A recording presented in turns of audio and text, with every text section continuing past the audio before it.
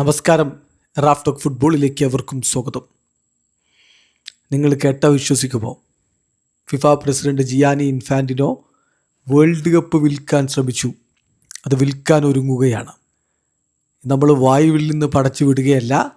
The Times എക്സ്ക്ലൂസീവായിട്ട് report ചെയ്ത കാര്യമാണ്. ടൈംസിൻ്റെ ഹെഡ്ലൈൻ ഇങ്ങനെയാണ്: Gianni Infantino's plan to sell stake in the world cup. World കപ്പിൻ്റെ സ്റ്റേക്ക് വിൽക്കാൻ വേണ്ടി അദ്ദേഹം ശ്രമിക്കുന്നു. FIFA president could become commissioner of the new company in plan discussed with the Trump's administration. But critics fear it will be a nuclear bomb for the game. Wow. നമ്മൾ തമ്മിൽ കൊടുത്ത കാര്യങ്ങൾ, ഇതിനെ എതിരാളികളായിട്ട് വിമർശിക്കുന്നവർ പറഞ്ഞത് ഫുട്ബോളിന് മുന്നിലുള്ളൊരു ന്യൂക്ലിയർ ബോംബാകാം. ട്രംപ് അഡ്മിനിസ്ട്രേഷനുമായിട്ട് ഈ plan Gianni Infantino ചർച്ച ചെയ്ത് കഴിഞ്ഞു എന്നുള്ളതാണ്. ഇനിയിപ്പോൾ അവർ മാത്രമല്ലെന്നേ, ദി ടെലഗ്രാഫ് ഈ കാര്യം റിപ്പോർട്ട് ചെയ്യുന്നുണ്ട്. ഇതേ കാര്യങ്ങൾ, ഇതേ വിഷയങ്ങളൊക്കെ വെച്ചുകൊണ്ട് തന്നെ ഇതേ വാക്കുകൾ അവർ ഉപയോഗിക്കുന്നുണ്ട്. ന്യൂക്ലിയർ ബോംബാകുന്ന Gianni Infantino plots 15 billion sterling pound world cup sell off in nuclear bomb for football എന്ന് പറഞ്ഞുകൊണ്ടാണ് അവർ ടെലഗ്രാഫ് ഇതിൻ്റെ ടൈറ്റിൽ കൊടുക്കുന്നത്. നോക്കണം നിങ്ങൾ, ഇത് ചെറിയ കളിയല്ല, ഇത് വലിയ സാമ്പത്തിക കളിയാണ്. അതിലൂടെ ജിയാനി ഇൻഫാന്റിനോക്ക് വലിയ രൂപത്തിലുള്ള സാമ്പത്തിക നേട്ടവും ഉണ്ടാക്കാൻ പറ്റും.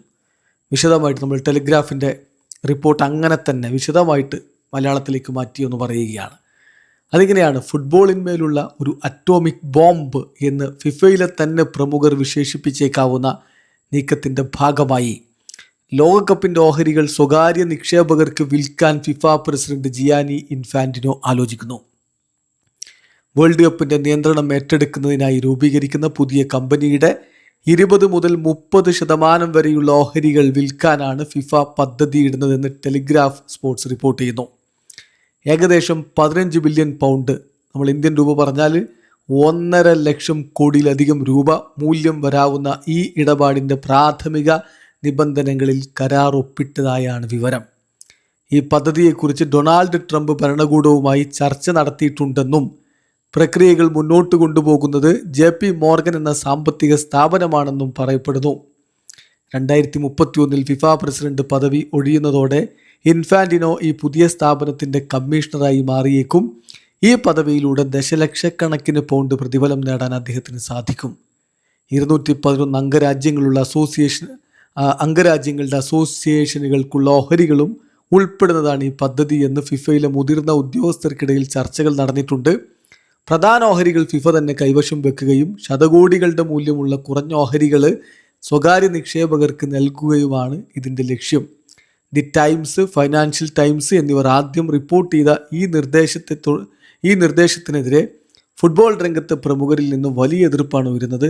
ആഗോള ഫുട്ബോൾ മത്സരങ്ങളുടെ സമയക്രമത്തെ, അതായത് ഗ്ലോബൽ കലണ്ടറിനെ ഇത് എങ്ങനെ ബാധിക്കുമെന്നാണ് പ്രധാനപ്പെട്ട ആശങ്ക. കൂടാതെ ഈ പദ്ധതികളിൽ ബാധ്യതയുള്ള കരാറുകളൊന്നും ഇതുവരെ ഒപ്പുവെച്ചിട്ടില്ലെങ്കിലും ഇത് നടപ്പിലായാൽ വേൾഡ് കപ്പ് ടൂർണമെൻ്റ് വലുപ്പം കൂടുകയോ അതല്ലെങ്കിൽ 4 വർഷത്തിലൊരിക്കൽ എന്നുള്ളത് കൂടുതൽ ഫ്രീക്വൻ്റായോ നടത്തപ്പെടാനുള്ള സാധ്യതയുണ്ട് എന്നും വിമർശകർ ചൂണ്ടിക്കാണിക്കുന്നു.